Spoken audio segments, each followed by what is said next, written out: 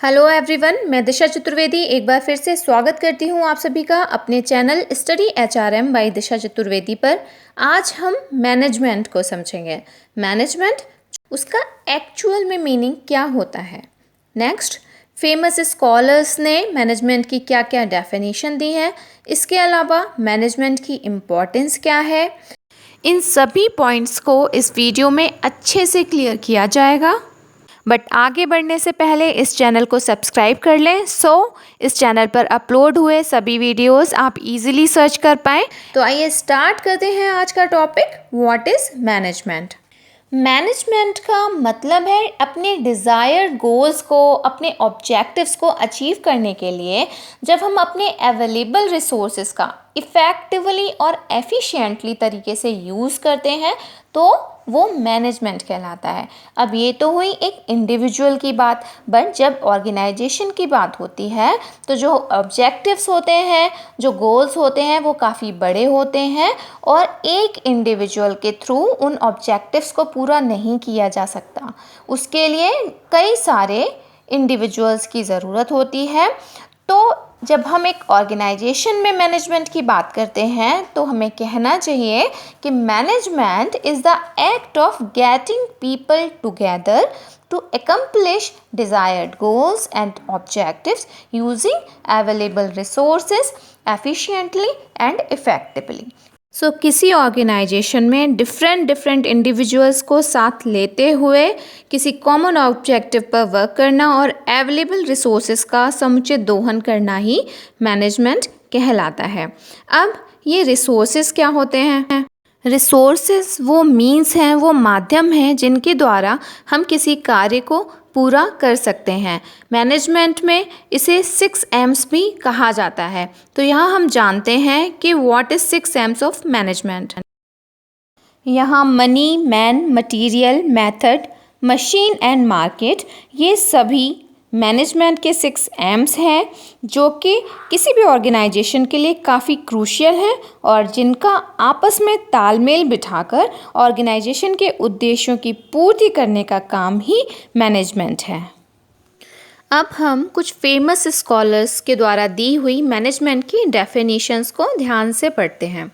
सबसे पहले हम F.W. टेलर के द्वारा दी हुई डेफिनेशन को देखते हैं।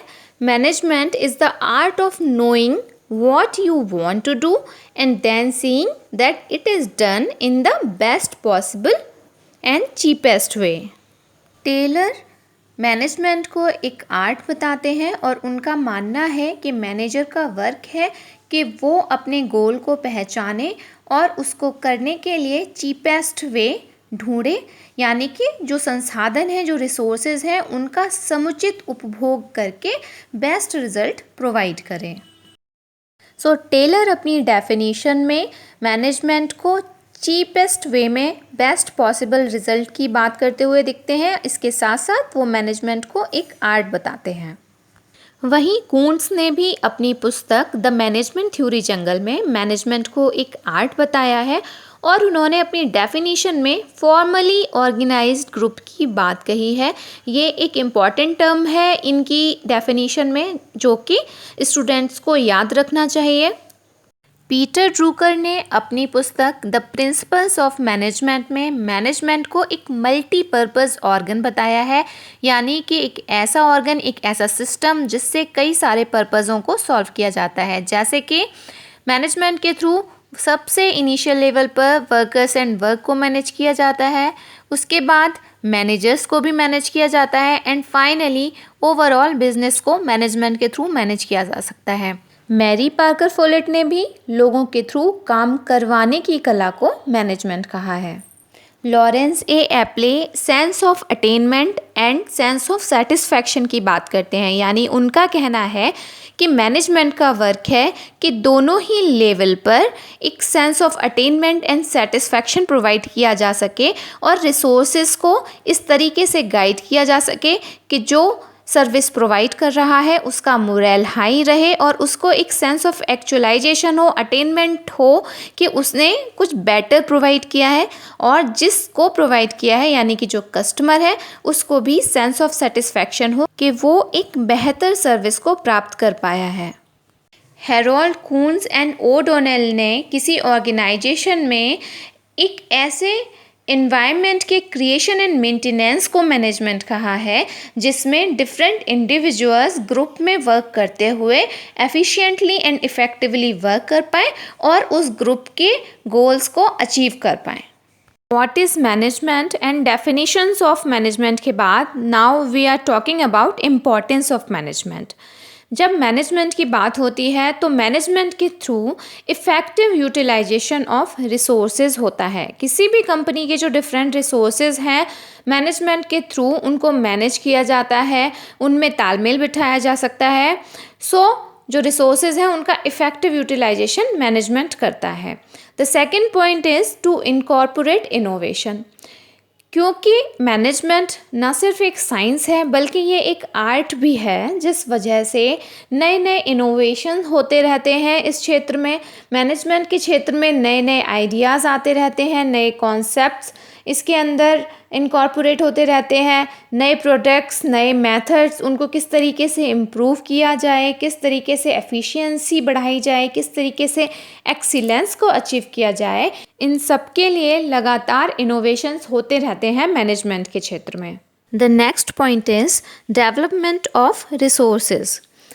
मैनेजमेंट जो है वो एक कंटिन्यूअस प्रोसेस है, यानी कि ये कहीं पर भी नहीं रुकती और लगातार ही मैनेजमेंट का वर्क होता रहता है, जिस वजह से जो रिसोर्सेज होते हैं उनमें इम्प्रूवमेंट का काम लगातार चलता रहता है, जिस वजह से रिसोर्स डेवलप्ड होते हैं। लाइक जैसे कि ह्यूमन रिसोर्स है, इंडिविजुअल्स हैं, वो लगातार अपडेटेड होते हैं, लगातार डेवलप होते हैं, नई नई स्किल्स सीखते हैं। इसके अलावा जो फिज़िकल रिसोर्सेज होते हैं उनको किस तरीके से और बेहतर तरीके से यूज़ किया जाए, इन सब में डेवलपमेंट लगातार ही होता रहता है। Next point is integrating various team groups. जैसा कि हम सभी जानते हैं जो इंडिविजुअल्स होते हैं उन सब का नेचर डिफरेंट होता है। उनको एक ग्रुप में बांध कर रखना, उनसे एक कॉमन ऑब्जेक्टिव पर वर्क करवाना एक क्रूशियल टास्क होता है जो कि मैनेजमेंट के थ्रू ही किया जा सकता है। The next point is stability in the society. जैसा कि हम सभी जानते हैं जो मैनेजर्स होते हैं वो अपने अंडर में इंडिविजुअल्स को मैनेज करते हैं एंड इंडिविजुअल अल्टीमेटली सोसाइटी को फॉर्म करते हैं। अगर इंडिविजुअल्स मैनेज रहेंगे तो अल्टीमेटली सोसाइटी भी मैनेज रहती है और उसमें स्टेबिलिटी बनी रहती है। The next point is minimisation of cost. यदि कंपनी को अपने कस्टमर को सेटिस्फाइड रखना है, यदि उनको अपने कस्टमर बेस को सस्टेनेबल तरीके से मेंटेन करना है, तो कंपनी को अपने प्रोडक्ट की प्राइसिंग रीज़नेबल रखनी होती है और जिसके लिए मैनेजमेंट एक अहम रोल प्ले करता है। मैनेजमेंट की वजह से रिसोर्सेज का इफ़ेक्टिव यूटिलाइजेशन हो पाता है, जिससे प्रोडक्ट की कॉस्टिंग कम आती है। The next point is employment generation. Employment generation में भी मैनेजमेंट एक अहम रोल प्ले करता है, क्योंकि मैनेजमेंट के थ्रू ऑर्गेनाइजेशन अपने गोल्स को, अपने ऑब्जेक्टिव्स को अचीव कर पाते हैं, जिस वजह से नेक्स्ट उनका जो गोल होता है या नेक्स्ट उनका जो स्टेप होता है वो न्यू बिगर गोल्स और न्यू बिगर ऑब्जेक्टिव्स को अचीव करना होता है, जिसके लिए वो अपने ऑर्गेनाइजेशन को एक्सपेंड करते हैं और नए अपॉर्चुनिटीज़, नया एम्प्लॉयमेंट जनरेट होता है। The next point is development of the nation. Good management की वजह से देश में रहने वाले देशवासियों का लिविंग स्टैंडर्ड इंक्रीज़ होता है, वहाँ पर काम करने वाले एम्प्लॉयज़ की सैलरी इंक्रीज़ होती है, जिस वजह से ओवरऑल देश का विकास होता है। So this is all for today. I hope आज का वीडियो आप लोगों को पसंद आया होगा। अगर वीडियो पसंद आ रहे हैं तो चैनल को सब्सक्राइब करें, वीडियो को लाइक करें एंड आगे आने वाली वीडियोज़ के टाइमली नोटिफिकेशन के लिए बेल आइकन को क्लिक करें। Thanks for watching.